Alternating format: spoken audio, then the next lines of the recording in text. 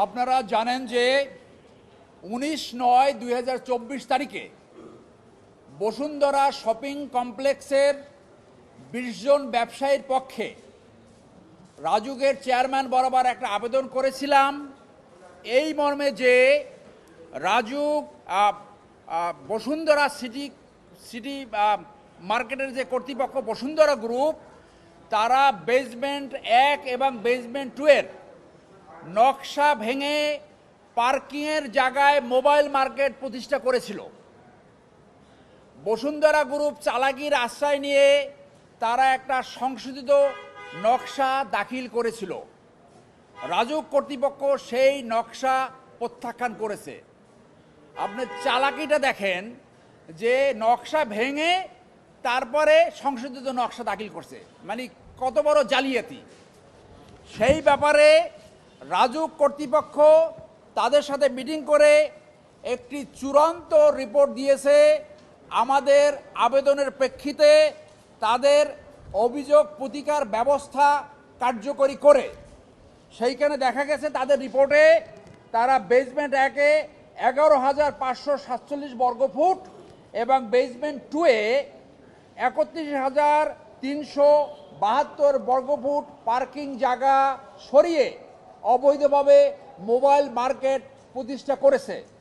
রাজুক কর্তৃপক্ষ সেই mobile market সরিয়ে পুরাতন নকশায় ফেরত আনার জন্য তাদেরকে চূড়ান্ত রিপোর্ট প্রদান করেছে। আমরা আপনাদের মাধ্যমে এই যে অরাজকতা, এই যে দস্যুতা, সেইটা জনগণের সামনে আপডেট দিচ্ছি এবং রাজুক কর্তৃপক্ষকে বিশেষ করে বর্তমান রাজুকের চেয়ারম্যান তাকে ধন্যবাদ জানাচ্ছি। তারা আইনগত ব্যবস্থা নেওয়ার জন্য চূড়ান্ত নোটিশ প্রদান করেছে। একটি দুর্বৃত্তায়িত ব্যবসায়িক গ্রুপকে যদি শৃঙ্খলায় আনা যায়, যদি আইন মানতে বাধ্য করা যায়, তাহলে দেশ নিশ্চিতভাবে সুশাসন এবং ন্যায় বিচারের দিকে যাবে।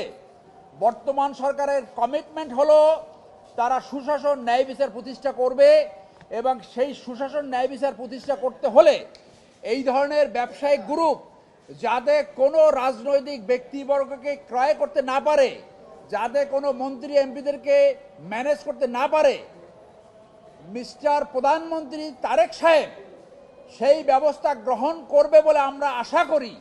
তারা ইতিমধ্যে আমরা জেনেছি বসুন্ধরা আবাসিক এলাকাকে সিটি কর্পোরেশনের আওতায় নেওয়ার একটা প্রক্রিয়া শুরু হয়েছে। সেইটা কতটুকু প্রোগ্রেস হলো আমরা জানি না। ইতিমধ্যে আমরা জানতে পারলাম তারা বেসরকারিভাবে ফুয়েল আমদানি করবে। জনগণ এই কথা শুনে ফুঁসে উঠেছে। তারেক সাহেবকে জনগণের এই সেন্টিমেন্ট বিবেচনায় নিয়ে এই সিটি কর্পোরেশন এই বসুন্ধরা মার্কেটের নকশা বহির্ভূত যে ব্যবস্থা গ্রহণ করেছে, মোবাইল মার্কেট করেছে, তার বিরুদ্ধে ব্যবস্থা থেকে কোনোভাবে সরে যাওয়া যাবে না এবং বসুন্ধরা আবাসিক এলাকাকে সিটি কর্পোরেশনের আওতায় নেওয়ার যে সিদ্ধান্ত সেইখান থেকে যাতে না সরে যায় সেই আহ্বান আমরা জানাচ্ছি।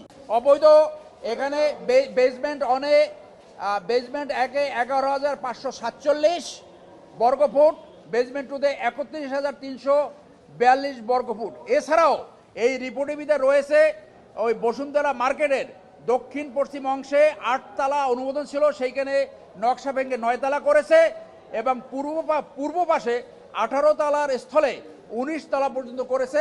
এই রিপোর্টের ভিতরে তা রয়েছে। আমি একজন নাগরিক হিসেবে এই আবেদন করেছি। সংবিধানের আর্টিকেল 21 আমাকে সেই অধিকার দেয়। যদিও এখানে ওই বসুন্ধরা মার্কেটের 20 জন ব্যবসায়ী তার পক্ষে এই আবেদনটা করেছিলাম। তো আমাদের যে এই 20 জন ব্যবসায়ী তাদেরকে রিপ্রেজেন্ট করেছি এবং আমার ব্যক্তিগত ক্যাপাসিটিতে আমি এই আবেদন করেছি। এই কারণেই যে বসুন্ধরাকে যদি শৃঙ্খলায় আনা যায় অন্যান্য ব্যবসায়ী গ্রুপ, তাহলে তারাও শৃঙ্খলায় আসবে। এবং আপনি জানেন, আগেই বলেছি, তারা আমার বিরুদ্ধে তাদের মিডিয়া হাউস ব্যবহার করে তারা সিরিজ অফ ডিফেমেটরি নিউজ করেছে। আমার দুগ্ধপুত্রী শিশু তাদের ছবি পর্যন্ত ব্যবহার করছে, এখন পর্যন্ত ক্ষমা চায় নাই।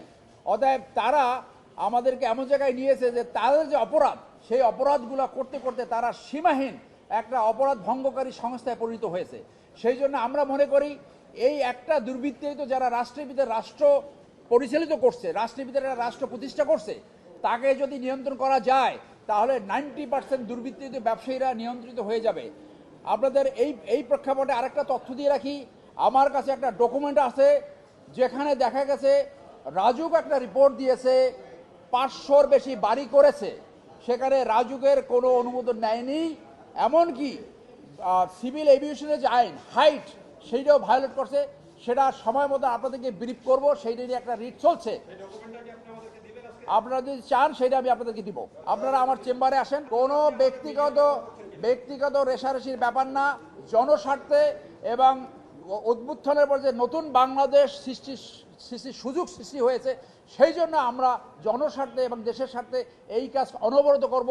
যতক্ষণ পর্যন্ত অপরাধ চলবে, যতক্ষণ পর্যন্ত দুর্বৃত্তায়ন চলবে, যতক্ষণ পর্যন্ত মানি লন্ডারিং চলবে, যতক্ষণ পর্যন্ত রাষ্ট্র এইটা নিবারণ না হবে, ততদিন পর্যন্ত আমাদের কার্যক্রম চলমান থাকবে। আমরা চাই জনগণ যার যার এলাকায় মার্কেট, আরও বেশি সচেতন নাগরিক আসুক, আরও বেশি আর্টিকেল 21 তারা প্রতিপালন করুক। যে সমস্ত এলাকায় এই ধরনের নকশা বহির্ভূত তারাও আগায় আসুক, আমাদের চেম্বার থেকে আমরা সহায়তা দেবো। তাহলেই আমাদের দেশে আসলে সুশাসন ন্যায় বিচার থাকবে, যাতে একটা জঙ্গল রাষ্ট্র পরিণত না হয়, যাতে একটা আনইউজেবল বসবাস অযোগ্য একটা শহরে পরিণত হয়। এটা আমাদের সবার দায়িত্ব। এই শহরটাকে আমাদের বসবাসযোগ্য রাখতে হবে। সেই জন্য শুধু আমরা না, আমাদের প্রত্যেক নাগরিককে আমি এই দায়িত্ব বলে আমি মনে করি।